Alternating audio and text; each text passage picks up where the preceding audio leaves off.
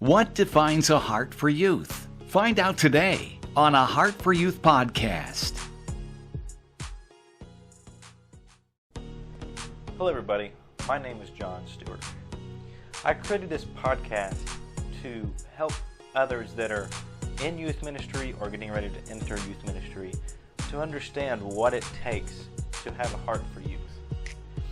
I will be interviewing current and past youth leaders about what makes them tick, what makes a heart for youth, their biggest struggles, how they overcame them, advice, wisdom, and everything else that they're willing to give me. This week, we're actually talking to one of my previous youth leaders. When I was growing up, probably when I first was old enough to be in youth group, he was my first youth leader. His name is Kris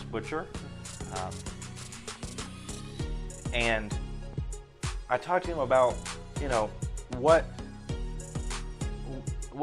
drew him to youth ministry. When did he realize that he was called to youth ministry? I talked to him about what's the biggest struggle that he had in youth ministry and how he overcame it, and when did he realize that he was making a difference. I think so many times we try this from week to week and we don't feel like we're making a difference, but sometimes there's those little things that say, oh yeah, I'm making a difference in this group, in this person's life, and it makes it all worth it. It makes the hard days, the hard weeks all worth it. So that's what I talked to Kris today about, and this podcast is gonna be a mixture of phone call recordings and in-person interviews. I have a few people lined up. In fact, he mentions a few people that I hope to get on this podcast here soon. And I hope this is a bi-weekly podcast, just to help you on your week-to-week basis, bi-weekly, of course. So let's dive straight into this podcast right now. This is me on a phone interview with Kris.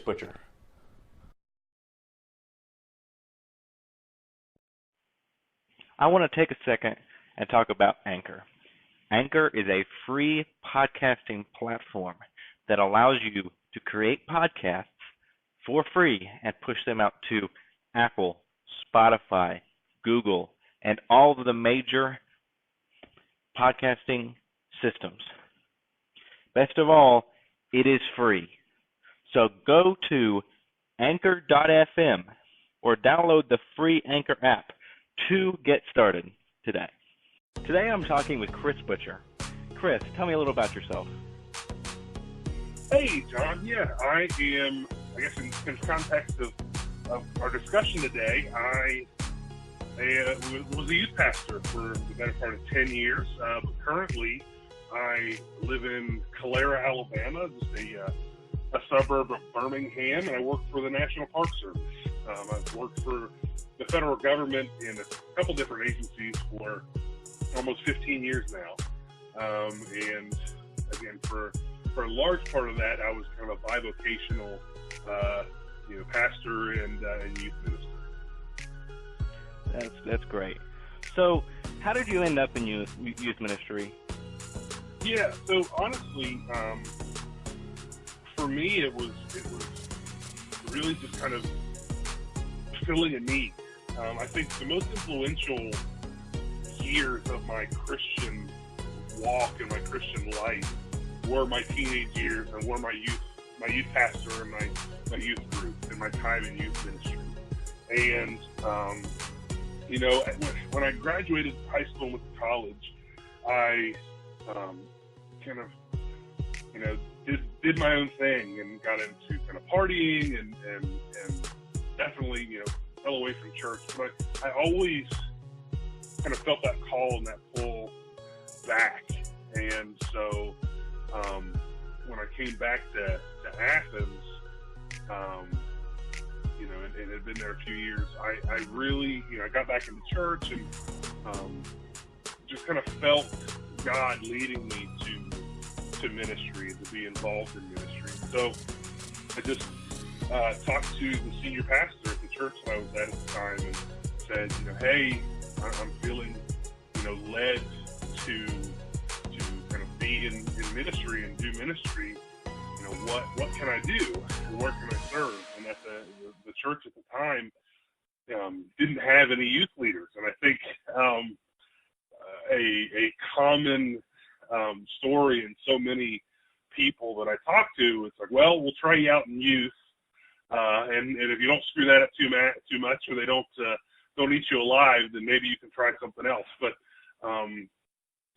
so it was just kind of, there was a need. There wasn't anybody else to do it, and so I was the sucker that said, sure, that sounds like fun. So at what point did you know youth ministry? Was there a neon sign in the sky? Did God send somebody to speak that into your life, or did you just hear it in your prayer time? I think it was a little bit of all of that. There wasn't a neon sign that I remember, but everything else happened.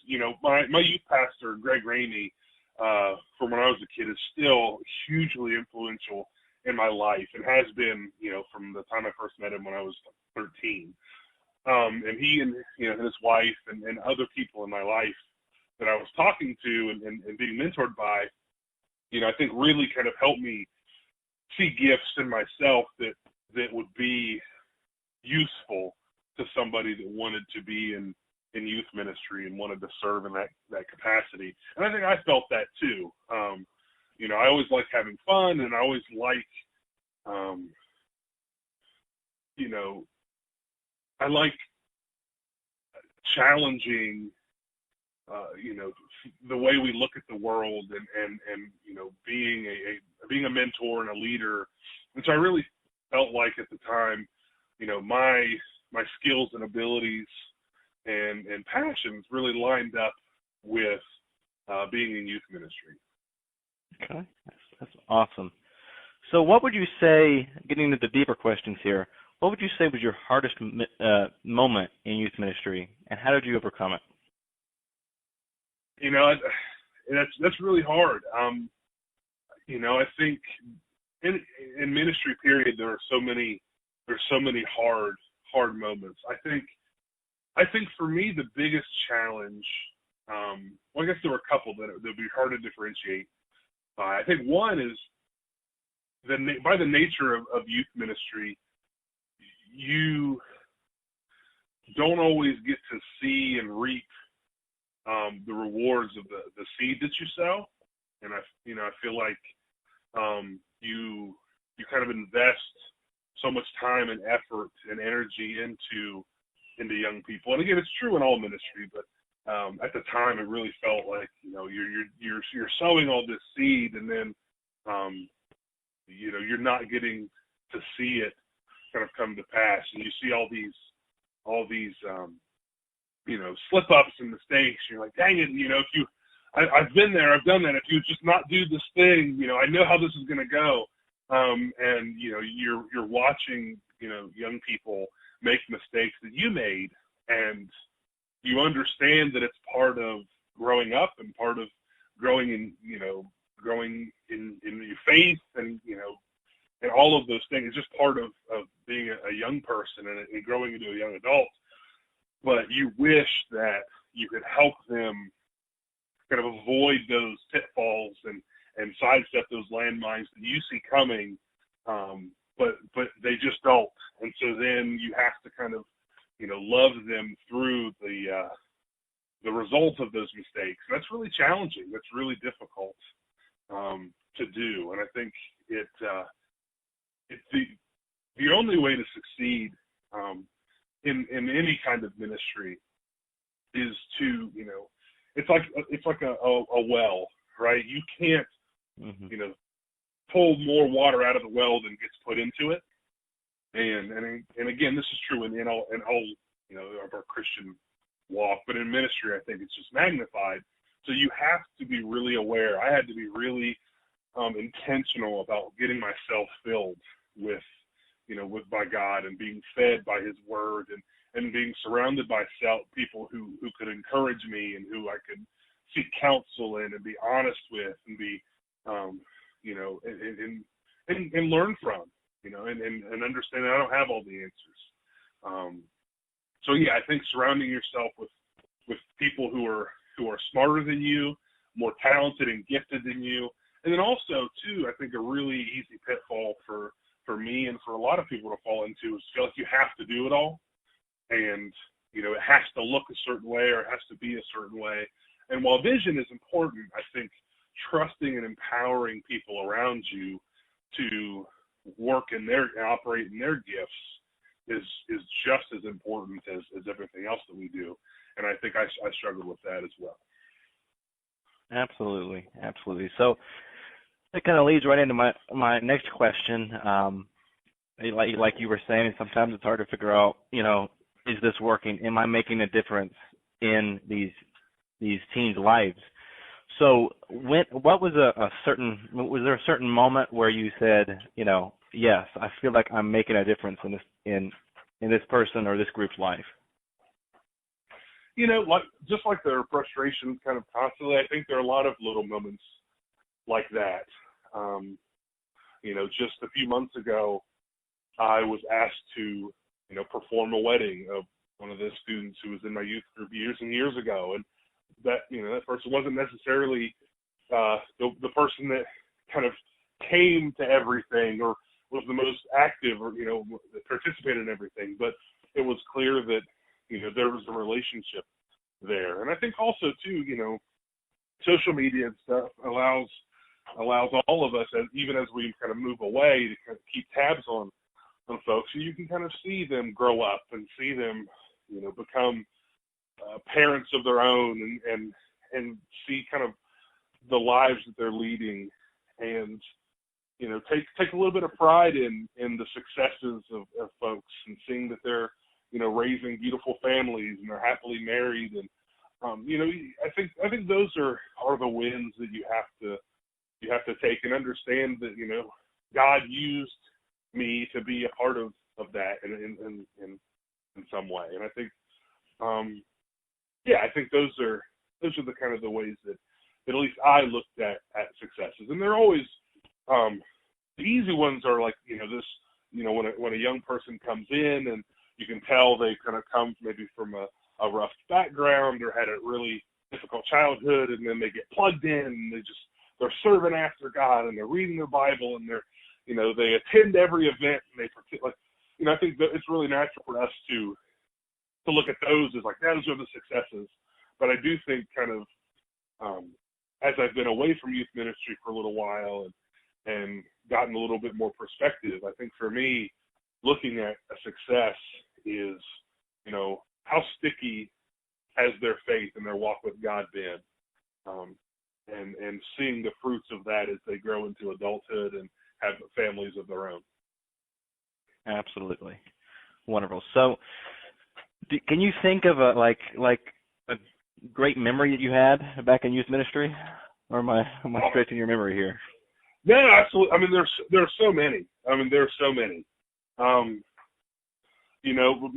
My very first youth group at the first church I was at, they knew I was afraid of clowns, and so I came into service one Wednesday night, and they had found like a bunch of clowns and hung them up in the youth room to mess with me. And that was kind of okay, like if they care enough to to try to poke me, then maybe we're connecting. And then the family fun festivals at Bethel, the church that we were at together. There's so many of it.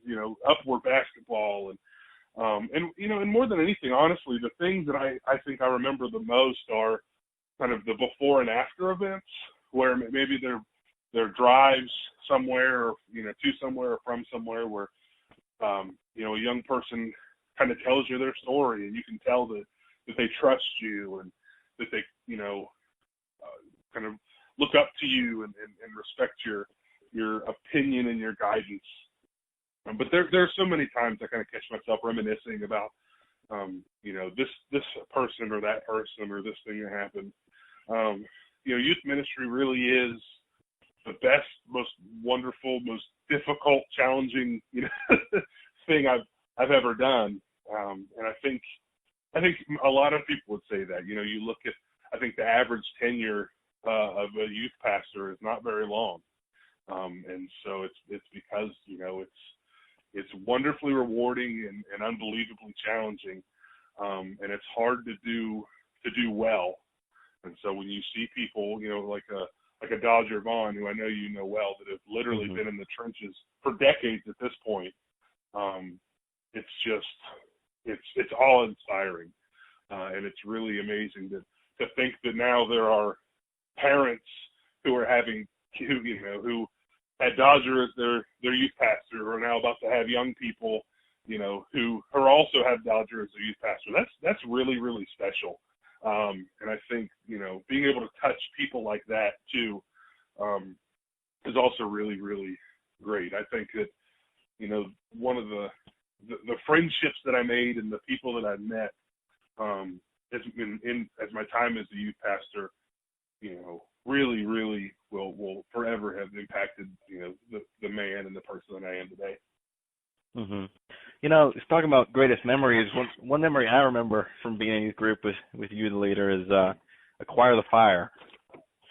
2009. Up there in Pittsburgh. Pittsburgh, that's right, in the nosebleed section. Oh, yeah. It was cold up there, too. Yes, it was. I remember TFK was one of the bands, Everyday Sunday. Man, I think there was a couple more there, but it was a Manifest. That was like, I think the first overnight event I think I'd ever been on in youth group. Yeah, that was awesome. And then the concert that we put on, in downtown Pomeroy, that I think inspired concerts that were done afterwards. Yeah, Nine Lashes, yeah. Yeah, and again, I think one of the things I'm most proud of is kind of how so many of the churches in that region, in Meigs County and kind of Southeast Ohio in general, man, nobody got, protective of their people or their group or their kids. I think you went to half a dozen youth groups, and because it wasn't about, me or any of the other youth pastors, it was about reaching the community. And I think the other youth leaders and the other churches, worked together really, really well. And, that's just not, sadly, common everywhere. And I think that's really telling of the type of people that are doing ministry every day and just really, really special. Right. Yeah, I mean, it's not about the church name. It's all about Jesus, and we all need to just come together and be the church. Absolutely. So what would you tell somebody who is going into youth ministry as like a youth pastor or an assistant youth leader? Yeah, I would say, good luck. I think again, it is an unbelievably important calling. I would say, check your motivations. Are you going into it because you see it as kind of the minor leagues, on your way to being, a pastor at the church at large? Because if that's the case, I think you're going to have a really tough time. Young people are amazingly astute at intent and your motivation, and if you're not genuine, you're not sincere, they will not respond. And I would say, good luck, check your motivation, and surround yourself with amazing people. You can't, nor should you, do it all. And building a team of dedicated folks is hugely important, and not being threatened by their success or by other kids, kind of maybe getting closer to this person versus you, can be a little disheartening sometimes. It's easy to kind of take personally, but that's the whole point of, like you said, it's about Jesus, and it's about the body, and we all serve different functions, and we all serve different roles. And as long as that young person is given an opportunity to see Jesus It doesn't matter if God uses me directly or if he uses, volunteer X or volunteer Y or whomever. The end result is that person going to meet Jesus?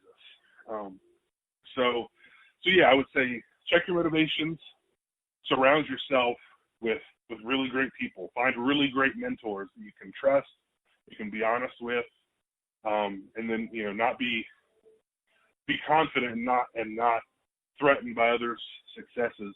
And I think the thing that I failed at the most, and it's the reason why, one of the biggest reasons why I stepped down and away from youth ministry and ministry as a whole is, you have to make sure your priorities are in order. And God is absolutely number one, but, taking care of yourself and your family is more important than doing ministry. Because if I'm spiritually unhealthy, or my relationship with my now wife or family is unhealthy, then my ministry, my ability to minister is going to be affected. The Bible says that if I have, if my relationship with my spouse isn't right, then my prayers are hindered. So, it's really, really important for me to make sure that my spiritual health and spiritual well-being are taken care of, and my family in that relationship, because first and foremost, I'm a minister of my home, and then I can, be that much more effective in my ministry to others. Wow, that's great. Well, that's all I really have right now. I thank you, Kris, for coming on here and talking to me and sharing your experiences here. No, thanks for having me. I'm really excited to see kind of what this becomes. And again, I'm really honored to be the first and be your guinea pig. Again, I'm so excited and so proud to see the young man that you've become and what God is doing in your life, and your heart for service is really, really inspiring. So, again, it's great to talk to you as always, and definitely can't wait to see all the other interviews and podcasts that you do. Wow. All right. Thank you. I've been talking with Kris Butcher. Thank you for listening. Please check out aheartforyouth.org and like A Heart for Youth on Facebook. Have a blessed day.